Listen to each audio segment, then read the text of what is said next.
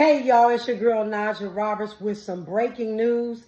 If you are a member of the Black Wall Street wallet, as you know, people's Bitcoin got locked in there when Prime Trust had to close its doors. Well, you should have received an email as well as a text message from the Black Wall Street team sharing with you what next steps are and request to have your Bitcoin returned to you. So ladies and gentlemen, log into your Black Wall Street wallet and do an update. When you do that update, it's going to bring your Satoshi totals into the actual platform, along with how much money you may have sitting there. Make sure that you get your Bitcoin back. So stay tuned, but check your emails and pay attention to your text messages. We only have to the 22nd of this month.